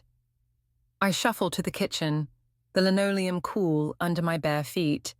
and start the coffee, the old percolator humming like a familiar friend. The dining room table still holds remnants of last night half-eaten chocolate cake, crumpled napkins, my mother's china waiting to be washed. I can still hear James's voice, sharp and wounded. You're throwing away family over a few mistakes and Lauren's desperate plea. We've always had your best interests at heart, their words cut, but not as deeply as the truth they didn't see me. Maggie, only the checks I wrote, the house they wanted to sell. I pour my coffee, black and strong, and sit at the table, staring at the roses through the window. Henry planted them in '82 when we bought this place, promising they'd bloom as long as we loved each other. They're still here, but where's my family gone? The phone rings, shattering the quiet, and I flinch, expecting Lauren's syrupy voice or James's anger. It's Susan Carter, my friend from church, her tone soft but firm. Maggie, I just wanted to check on you. Last night was, well, it was something. You were brave, honey. I'm proud of you. I manage a small laugh, stirring my coffee, brave or crazy. Susan, I'm not sure which. I keep wondering if I went too far, if I could have handled it different. You did what you had to, she says. James and Lauren, they have been leaning on you too long. Henry would have been right there, cheering you on. I think of 78 Henry and me in our Charleston apartment, planning for James, promising to raise him with love and values. I hope so, I say, my voice catching. Thanks for being there, Susan, always, she says. Now, you take care of yourself. Here, you've earned it. I hang up. The kitchen quiet again, and sip my coffee, the bitterness grounding me. Susan's right, I had to stand up, but the cost is real. James and Lauren left last night, the door slamming behind them, and I haven't heard from them since. Ethan stayed, helping clear plates, his hand on my shoulder. You did the right thing. Grandma, he said, his eyes so like Henry's, full of pride. But even Ethan's support can't erase the ache of losing James. My boy. The one I rocked to sleep. The one I dreamed a future for. A few days later, I'm in my garden, pruning the roses, when the mail arrives. Among the bills is a letter, the handwriting Lauren's, neat and precise. I sit on the porch swing, the creak familiar, and open it, my heart pounding. It's short, her words careful but hollow. Maggie, we're sorry for any misunderstanding. We never meant to hurt you. Please, let's talk. We're family, and we can work this out. Love, Lauren, no mention of James, no real apology, just a plea to smooth things over, to keep the trust within reach. I fold the letter, tucking it into my apron, and look at the roses, their petals bright against the green. I want to believe her, to believe James might call, say he's sorry, mean it. But Clara's voice from painting class echoes, if they only come for the money, they're not yours to lose. I think of '95, a summer evening in this house, James home from college, sitting on the swing with Henry and me. We ate peach cobbler, laughed about his first job at a hardware store, planned a fishing trip. He was my boy then, full of dreams, not demands. When did he change, or was it me, giving too much? Loving too blindly, I wipe a tear. The garden blurring, and whisper to Henry, wherever he is, did I do right, love, or did I break us for good? The answer comes, not from Henry, but from Ethan. He shows up that afternoon, his truck pulling into the driveway, a bouquet of daisies in his hand. Thought you could use some company. Grandma, he says, hugging me. His flannel shirt smelling of sawdust and soap. We sit in the kitchen, sharing iced tea. The daisies bright in a mason jar. I talk to Dad. He says, his voice low. Tried to get him to apologize, to see what he's done. He wouldn't listen, said you betrayed him. I swallow. the tea cold in my throat. Betrayed him, Ethan. I gave him everything: money, love, this house. All I asked was respect. I know, he says, his eyes fierce. I told him that. Told him he's the one who's wrong. Mom, too. They're mad. Grandma, but it's not about you. It's about the money they thought was theirs. I reach for his hand, his fingers strong like Henry's. I'm sorry you're in the middle of this, sweetheart. You shouldn't have to choose. I'm not choosing, he says, squeezing my hand. I'm with you because you're you, not because of any trust. You've always been there for me, braces, college, the wedding. I see you. Grandma. His words are a balm, soothing the raw edges of my heart. I think of Henry's trust, the power I used last night, redirecting it to Ethan, who's shown me love, not entitlement. You're my light, Ethan, I say, my voice thick. Always have been. He stays for supper, and we eat leftover chicken, talking about his job, Sarah's new teaching gig, the bookstore he dreams of opening. It's a glimpse of the family I thought I'd lost, and it gives me hope, fragile but real. After he leaves, I clean the kitchen, the routine grounding me. I think of 85 Henry and me on Folly Beach, teaching James to cast a fishing line. He's our legacy. Maggie, Henry said, his arm around me. I wanted to believe that legacy was love, but maybe it's something else: truth, strength, the courage to stand up. The next week, I hear through Susan that James and Lauren have moved to Savannah, taking a smaller house. James working for a friend's company. They're telling folks you cut them off out of spite. Susan says over coffee at the Daily, but most people see through it. They know you. Maggie, I nod, stirring my coffee, the spoon clinking. Let them talk. I can't control that. I just want to live my life now. And you will, Susan says, her eyes warm. You're stronger than you know. I'm not sure I believe her, but I'm trying. At painting class, Clara pulls me aside, her canvas a riot of blues and greens. Heard about your birthday showdown, she says, grinning. You're a force, Maggie Thompson. Don't you dare feel guilty. I do, though, I admit, dipping my brush in yellow, my wildflowers growing bolder. James is my son. What if I've pushed him away for good? Clara sets her brush down, her eyes fierce. You didn't push him. He walked away when he chose money over you. Give it time, honey. He might come around, or he might not. Either way, you've got you, and that's enough. I paint, the yellow bright against the green, and think of Henry's roses, still blooming despite the heat. I'm not whole yet, not healed, but I'm here, in this house, with my paintbrush, my garden, my Ethan. I walk home that evening, the live oaks along Coleman Boulevard casting long shadows, and feel a quiet shift. I've lost James, at least for now, but I've gained something, too, a piece of myself I thought was gone. In the kitchen, I pour a glass of iced tea, the ice clinking, and sit at the table, the letter from Lauren still in my apron. I don't open it again. Instead, I look at the roses outside, their petals silver in the dusk, and make a promise I'll keep going, keep painting, keep living, for Henry, for Ethan, for me. The silence after the storm is heavy, but it's mine, and I'm learning to carry it. The September light in Mount Pleasant is softer now, less fierce than the summer blaze, and it spills through my kitchen window like a promise.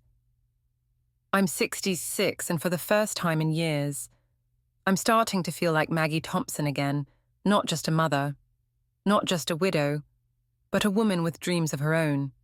The roses outside, Henry's roses, bloom pink against the green, and I swear they're prouder since my birthday. Since the night I stood in my red dress and told James and Lauren I was done being their bank. That night cost me my son, at least for now, but it gave me something I'd lost myself. As I pour my morning coffee, the old percolator humming. I'm learning that healing isn't a straight path, it's a winding low country road, full of bumps but also beauty. The silence left by James and Lauren's departure is heavy, but it's not empty. Ethan fills some of it, stopping by with daisies or a quick hug, his quiet strength a reminder of Henry. Susan Carter calls, her voice warm over the line. And Clara, my painting class friend, keeps me laughing with her sharp wit. But the real change is inside me, in the way I move through my days. I'm not just surviving anymore, I'm living. And it feels like waking up after a long sleep. One morning, I decide to take a leap. I've been painting at the Mount Pleasant Community Center, wildflowers and marshes coming alive on my canvas. But I've kept it small, safe. Clara's been nudging me to do more. Maggie, you've got talent, she said last week, her stormy sea painting drying beside my flowers. Show it off, life's too short to hide. So, I sign up for a local art fair, a small one at the farmer's market on Coleman Boulevard. I'm nervous, my hands shaking as I frame 3 paintings a marsh at sunrise. A field of wildflowers, a single rose against a stormy sky. They're pieces of me, and sharing them feels like opening my heart to strangers. The fair is a bustle of colour and sound vendors selling peaches and shrimp, kids chasing balloons, a bluegrass band strumming under a live oak. I set up my booth, the paintings glowing in the sunlight, and feel like a girl again. The one who painted egrets in '75, dreaming of a gallery. Clara's there, her arm around me.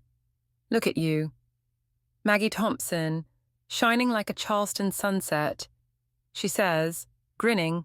To my surprise, people stop, linger, ask about my work. A woman in a straw hat buys the rose painting, saying it reminds her of her grandmother's garden. A young couple takes the marsh, their eyes bright with new love. By the end of the day, I've sold 2 pieces and made $200, not much, but it's mine, earned from something I love. Clara hugs me, laughing. Told you, honey, you're a star. I drive home, the money tucked in my purse, and feel a lightness I haven't known in years. I think of '78, Henry hanging my watercolors in our tiny apartment, his grin wide. You're going to be famous. Maggie, he teased, kissing my forehead. I laughed, said I just wanted to paint for him. Now painting for myself feels like a gift, one I'm finally ready to unwrap. That evening, I walked to the beach at Sullivan's Island, a short drive from Mount Pleasant. The sand is cool under my feet, the waves whispering secrets.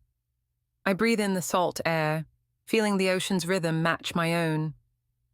I'm not the same woman who cried over a name tag at Ethan's wedding, who wrote checks to keep her family close. I'm Maggie, and I'm enough. As the sun dips low, painting the sky pink and gold, I make a quiet vow I'll keep going, keep painting, keep finding my way. Ethan's a big part of that way. He calls a few days later, his voice buzzing with excitement. Grandma, I found a spot for the bookstore. It's in Greenville, a little Victorian house. Perfect for what I want. Can you come see it? I smile, stirring iced tea in my kitchen. Wouldn't miss it. Sweetheart, when's Saturday, he says. And, I was hoping you'd look at my business plan. I know it's a lot to ask, but you're good with numbers. And I trust you. My heart swells. Trust, not for my money, but for me. I'd be honored. Ethan, I say and I mean it.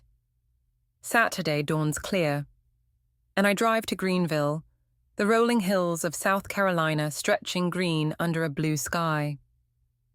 The Victorian house is charming, with a wraparound porch and tall windows, the kind of place that feels like a story waiting to be told. Ethan greets me with a hug, his flannel shirt smelling of coffee and hope. This is it.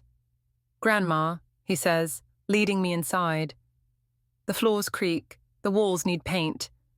But I see what he sees, a cozy bookstore, Shelves brimming, a coffee counter, a nook for kids' story time. We sit on the porch, his business plans spread between us, pages of numbers and dreams. It's solid care for projections, a loan application, a vision for community events. I want it to be more than a store, he says, his eyes bright, a place where people connect. You know, like you and Grandpa always did for me.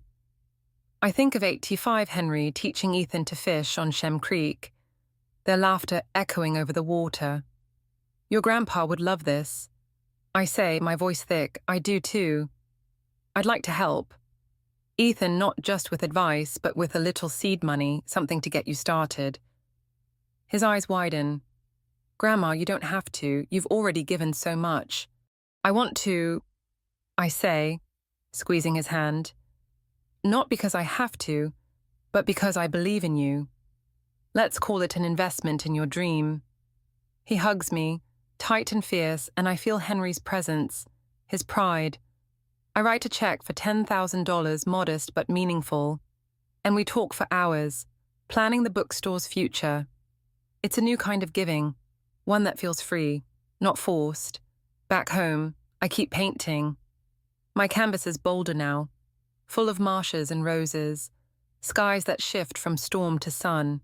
I join a senior travel group, something I never thought I'd do, and book a weekend trip to Savannah. The group's led by a widower named Tom, his dry humor and kind eyes making me laugh in a way I haven't since Henry.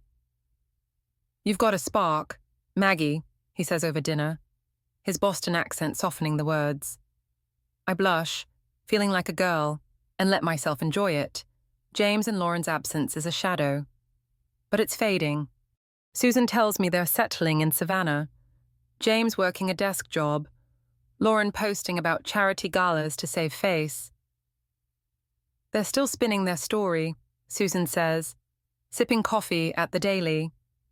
But folks here know the truth. You're the one shining. Maggie, I nod. Stirring my coffee, the spoon clinking. I'm trying. Susan, some days, I miss James so much it hurts.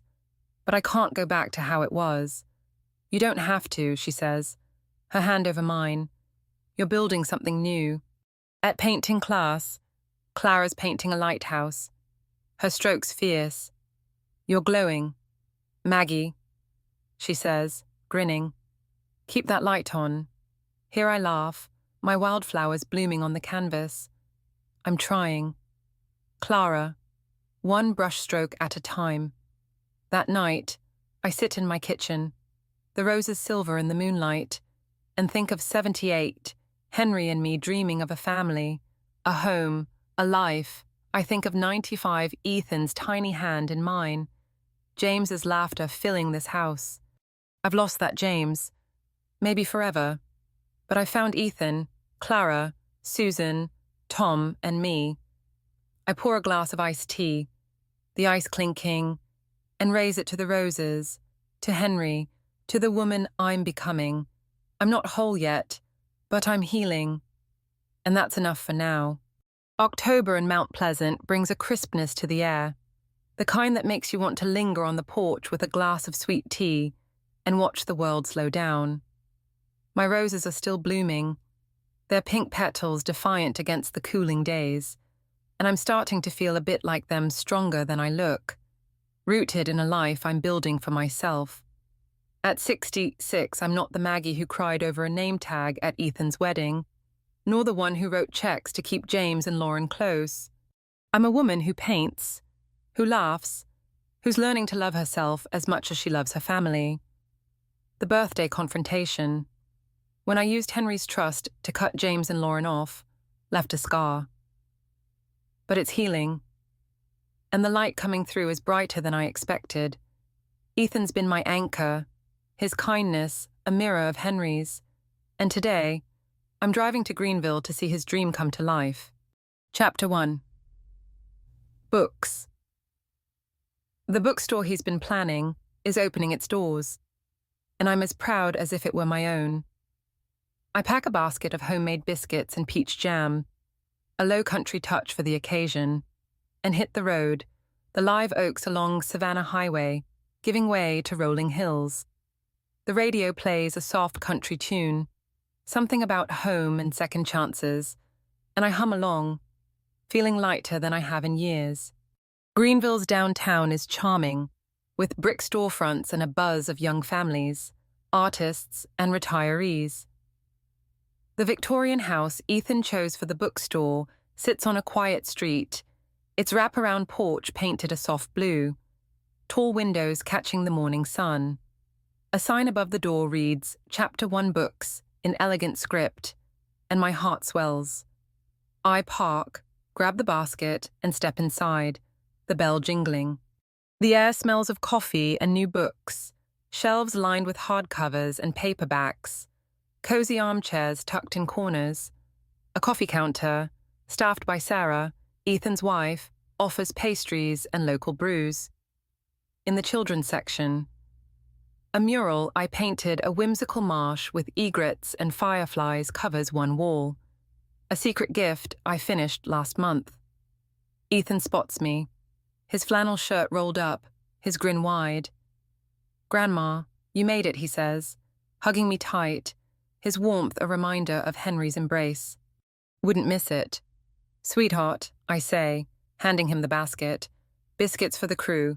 This place, it's magic." "Ethan," he laughs, leading me through the store, pointing out details: a poetry nook, a shelf for local authors, a space for writing workshops. "It's not just a bookstore," he says, his eyes bright. "I want it to be a community, like you and Grandpa always made for me. A place where people feel at home." I think of 85 Henry and me hosting suppers in our Mount Pleasant dining room. James and Ethan laughing over shrimp and grits. "Your grandpa would be so proud," I say, my voice thick. "You're carrying his heart." "Ethan," he squeezes my hand, "and yours. Grandma, that mural, it's perfect. Kids are gonna love it." We sit at a small table, Sarah joining us with coffee and a plate of my biscuits. "Maggie, you're a genius with these," she says, spreading jam. "And the mural, it's like the marsh came to life." I blush, sipping my coffee, just a little something to make it special. "You two have done the real work." Ethan pulls out his laptop, showing me the store's first-month plan readings. A kid's story time I've agreed to lead. A literacy program for adults. "We're reinvesting profits to start these," he says. "It's tight, but I think it's worth it." "It's more than worth it," I say, my pride swelling. "You're building something real." "Ethan, I'd like to help with the programs, a small donation, maybe, to get them going." His eyes widen. "Grandma, you've already given so much: the seed money, the mural. You don't have to." "I want to," I say, smiling. "Not because I owe you, but because I believe in this. Let's call it $5,000 for the community stuff. Your grandpa would have loved that." Sarah tears up, and Ethan hugs me again, his voice muffled. "You're the best, Grandma. Thank you." The opening day is a success, the store buzzing with customers, neighbors, and friends from Greenville's art scene. I lead a story time for kids, reading The Very Hungry Caterpillar, their giggles filling the air as they point at my mural's hidden fireflies. By evening, Ethan's beaming, Sarah's restocking pastries, and I'm exhausted but happy. The kind of tired that feels earned.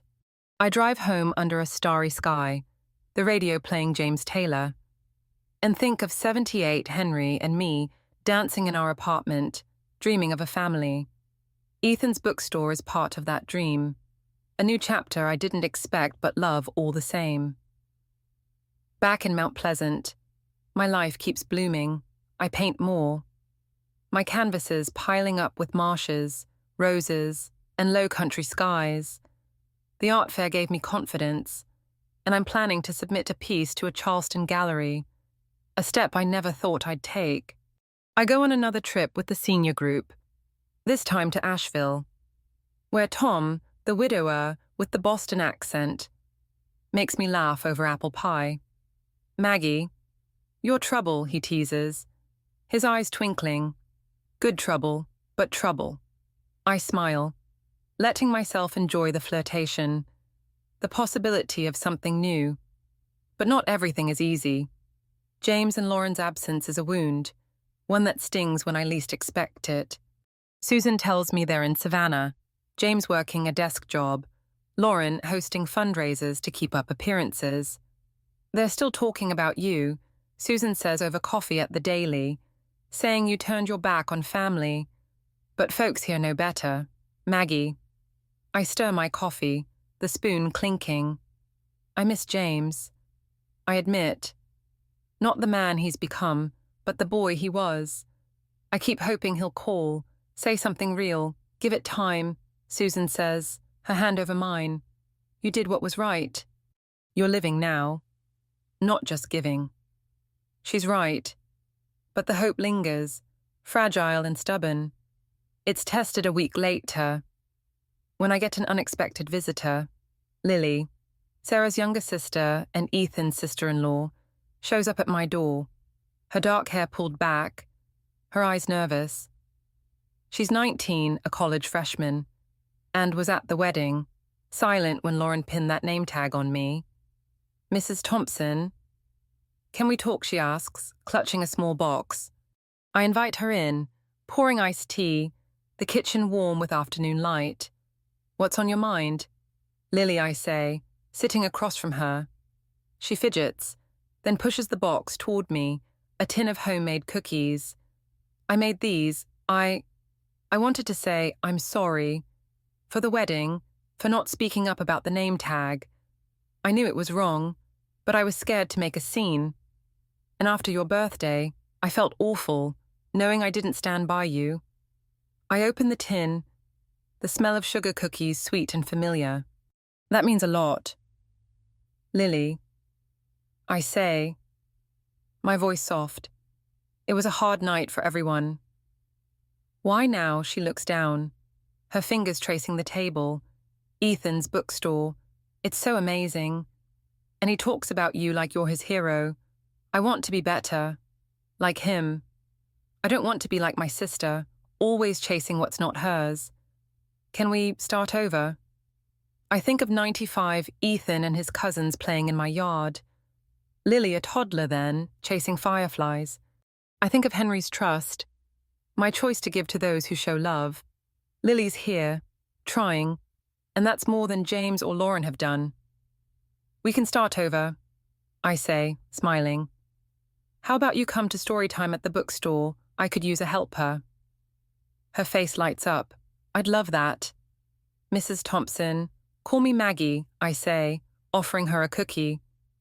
We talk for an hour, about college, her dreams of teaching, and I feel a spark of family, small but real. It's not James, but it's something, and I hold it close.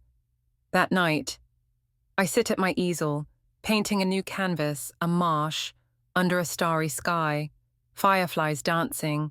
I think of 78, Henry's voice. You're my home, Maggie. I think of Ethan's bookstore, Lily's cookies, Tom's laugh, Clara's encouragement. I'm building a new home, not just in this house, but in myself. The roses outside glow in the moonlight, and I raise my iced tea to them, to Henry, to the life I'm claiming, one brushstroke at a time. November's arrived in Mount Pleasant, and the air carries a hint of winter, cool enough to make my morning coffee feel like a hug. I'm sitting at my kitchen table. The same oak table where Henry and I planned our life, where Ethan ate biscuits as a boy, where I've cried and laughed and learned to be Maggie again. At 66, I'm not the woman who stood trembling at Ethan's wedding, hurt by a name tag that read principal sponsor. I'm not the mother who wrote checks to keep James and Lauren close, nor the widow who thought love meant giving everything.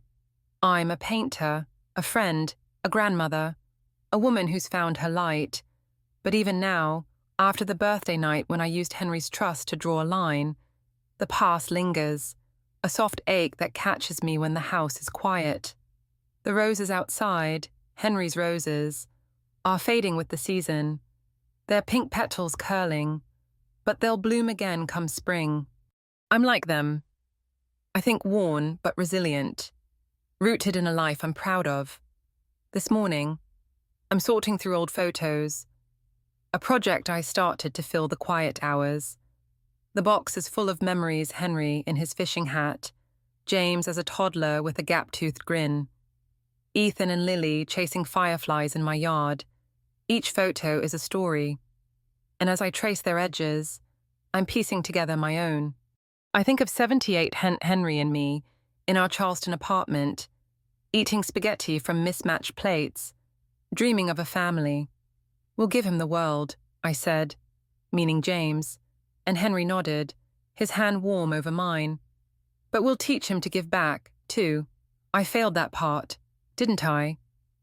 I gave too much $150,000 over the years, for kitchens, cars, vacations, a wedding, thinking it would keep us close. Instead, it built a wall.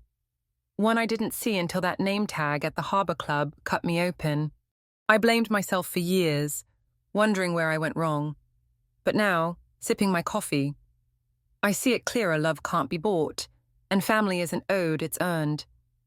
The birthday confrontation, when I stood in my red dress and redirected Henry's trust to Ethan, was a turning point. James and Lauren's betrayal, their whispers about my struggling, their push to sell my house for Palmetto Senior Living, forced me to choose them or me. I chose me, and though it cost me my son, it gave me a life I didn't know I could have. I paint now, my canvases of marshes and roses piling up, some even hanging in a Charleston gallery. I travel with my senior group, laughing with Tom, whose Boston accent makes my heart skip. I read stories at Ethan's bookstore. Chapter 1 books, watching kids giggle at my murals, hidden fireflies. I'm alive, not just surviving, and that's a gift I never expected at 66. But the ache for James is real. Susan called yesterday, her voice gentle over the line. Heard from a friend in Savannah, she said, stirring her coffee at the Daily. James is working long hours. Lauren's throwing herself into charity events. They're still telling folks you cut them off out of spite, but it's quieter now. People see through it. Maggie. I nodded, the spoon clinking in my cup. I keep hoping he'll call, Susan, not for the money, but to talk, to be my son again. Give it time, she said, her hand over mine. You did right. Standing up. You're shining, honey. And he'll see it one day, or he won't. Either way, you've got you. Her words stay with me, a comfort and a challenge. I pull a photo from the box, James at 20, home from college, sitting on my porch swing with a plate of peach cobbler. He was full of dreams then, talking about starting his own business, his eyes bright like Henry's. I love that boy, and I love the man he could be, but I can't keep chasing him. I set the photo down, my fingers lingering, and whisper, I'm here, James, if you ever want to come back, to ease the ache. I write a letter, not to send, but to free myself. I sit at the kitchen table, the roses silver in the dusk, and pour my heart onto the page. Dear James, I'm sorry we've come to this, but I'm not sorry for standing up. I gave you everything: money, love, my home, because you were my boy, my dream. But I needed you to see me, not just what I could give. I'll always love you, but I can't be your bank anymore. I'm living now, for me, for Ethan, for the family that chooses me. If you ever want to talk, really talk. My door's open. Love, Mom. I fold it, tuck it in a drawer, and feel lighter, like I've let go of a weight I didn't know I carried. Clara notices the change at painting class, her lighthouse painting nearly done. You're different, Maggie, she says, grinning as I add gold to my marsh canvas, like you found your spark again. I'm trying, I say, laughing. It's not easy, but it's worth it. Damn right, she says, her brush flicking blue. Keep that spark lit, Honey, you're a force. Her words carry me through the week, as I prepare for story time at Chapter 1 Books. Ethan's store is thriving. The shelves stocked, the coffee counter busy. Lily's been helping, her shy smile brighter since our talk. She's not James, but she's family, and I'm grateful for her effort. At story time, I read Where the Wild Things Are. The kids sprawled on a rug, pointing at my mural's egrets. Lily hands out cookies, her laughter mingling with theirs. And I feel a warmth. I thought I'd lost a family. Not perfect, but real. Ethan pulls me aside after, his eyes serious.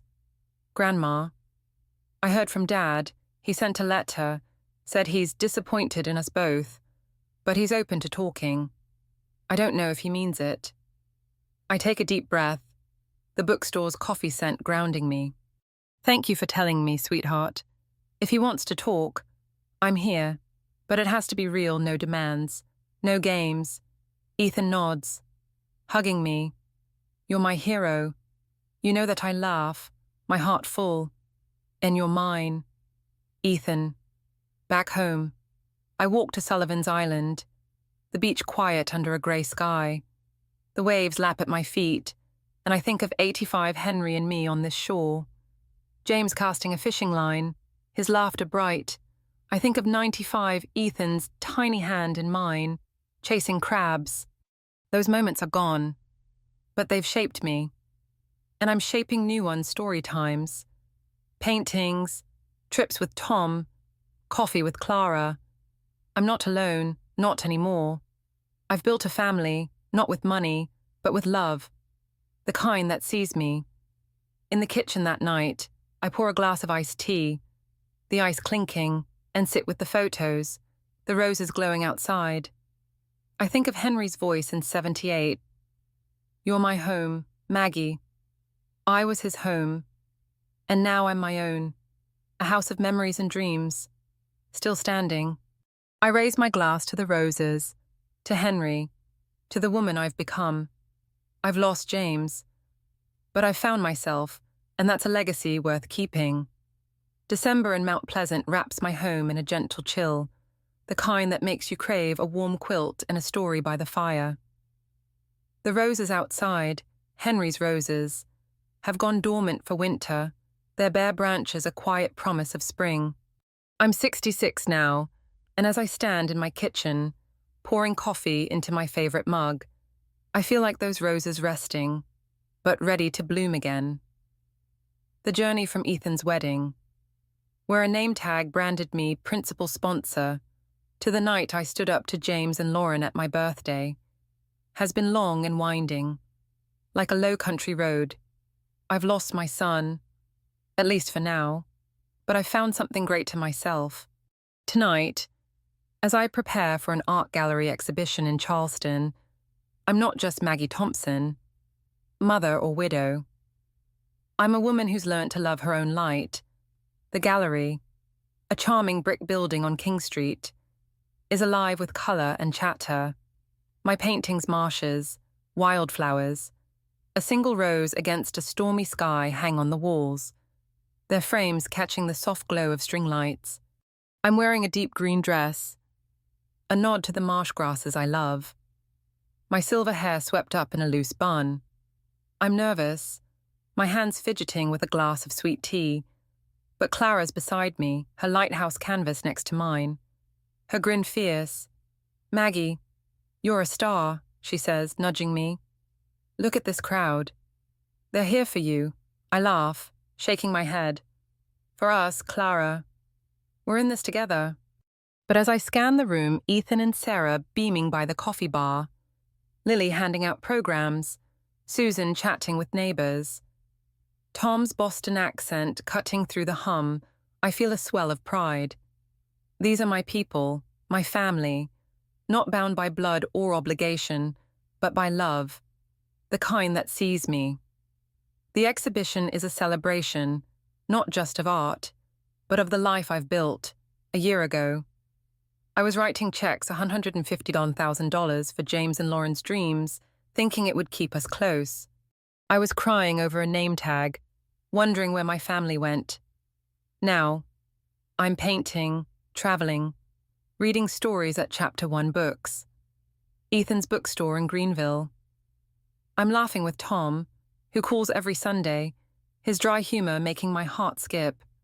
I'm Maggie, and I'm enough. Ethan finds me by my rose painting, his flannel shirt swapped for a blazer, his eyes bright. "Grandma, this is incredible," he says, hugging me. "Your paintings, they're like you, strong and beautiful." I squeeze his hand, my heart full. "You're my inspiration, sweetheart. That bookstore, your heart, it's what keeps me going." Sarah joins us, her smile warm. "Maggie, the mural at the store, kids can't stop talking about it. You're a legend." I blush, sipping my tea, just a grandma with a paintbrush, I say, but their laughter feels like a gift. Lily approaches, her dark hair tied with a ribbon, a tray of pecan tarts in her hands. "Maggie, I sold 2 of your prints," she says, her eyes sparkling. "People love the wildflowers." "Thank you, Lily," I say, touching her arm. She's been a surprise, this young woman who apologized for her silence at the wedding, who's become a regular at story time, helping kids find books. She's not James, but she's family, and I'm grateful for her. The gallery owner, a kind woman named Ellen, calls for attention, her voice clear over the crowd. We're here to celebrate local artists, and tonight, I want to highlight Maggie Thompson. Her work captures the soul of the Low Country, its beauty, its resilience. "Maggie, would you say a few words?" I freeze, my heart racing, but Clara nudges me, whispering, "You've got this, honey." I step forward, the crowd's eyes warm, and take a deep breath. "Thank you, Ellen, and thank you all for being here," I say, my voice steady despite the butterflies. A year ago, I wasn't sure I had anything left to give. I'd spent so long trying to hold my family together. I forgot who I was. But painting, this community, the people who see me, they've shown me that it's never too late to find your light. No matter your age, you deserve to be loved, to be respected, to live for yourself. So, here's to finding your sunlight, wherever it shines. The room erupts in applause, Ethan whistling, Clara whooping. I step back, my cheeks warm, and Tom catches my eye, raising his glass with a grin. "Well said. Maggie," he calls, his accent making me smile. I feel Henry's presence, his voice from 78, "You're my home, Maggie. I was his home, and now I'm my own. A house of dreams and resilience." Still standing, after the speeches, the crowd mingles, buying paintings, sipping wine, dancing to a soft jazz trio. My rose painting sells to a retired teacher, who says it reminds her of her mother. The wildflowers go to a young couple, their hands linked. I'm not counting the money, $500, maybe more, but the joy of sharing my art, of being seen, is worth more than any check I ever wrote. Ethan pulls me aside, his face serious. "Grandma, I got another letter from Dad. He's asking to meet. Says he wants to clear the air. I don't know if it's real, but I wanted you to know." I take a deep breath, the gallery's warmth grounding me. "Thank you, Ethan. If he's ready to talk, really talk, I'm here. But I'm not going back to how it was." He nods, hugging me. "You're my hero, you know that." "And you're mine," I say, my heart full. I think of James and Savannah, working a desk job, Lauren chasing status at galas. Susan says their story's fading, the Charleston gossip mill moving on. I hope James finds his way, but I can't carry him anymore. I've got my own path now. Lily joins us, her tray empty. "Maggie, can I come to your next painting class? I want to learn." "Like you." I smile, touching her shoulder. "I'd love that, Lily. We'll paint some marshes together." As the night winds down, I step outside. The Charleston air cool against my skin.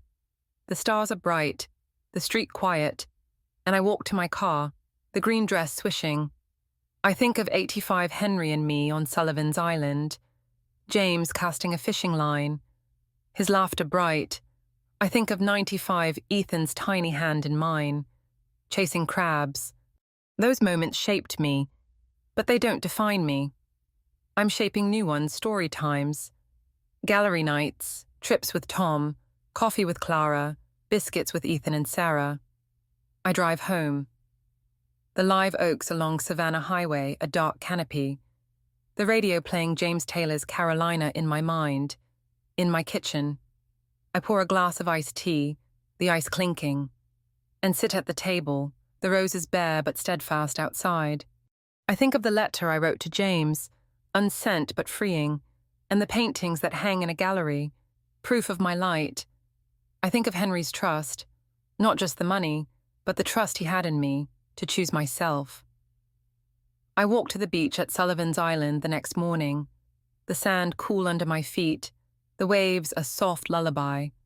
The sun rises, painting the sky pink and gold, and I stand there, breathing in the salt air. I did it. Henry, I whisper, smiling, I found my sunlight. I'm not perfect, not whole, but I'm here, living, loving, shining, and that's enough. This is my family now. Ethan, Sarah, Lily, Clara, Susan, Tom, the kids at story time, the strangers who buy my art. It's not what I planned in 78, but it's real. Built on respect, not obligation. I raise my arms to the sky, the breeze catching my hair, and laugh. The sound mingling with the waves. No matter your age, you deserve to find your light, to live your story. I have, and it's beautiful.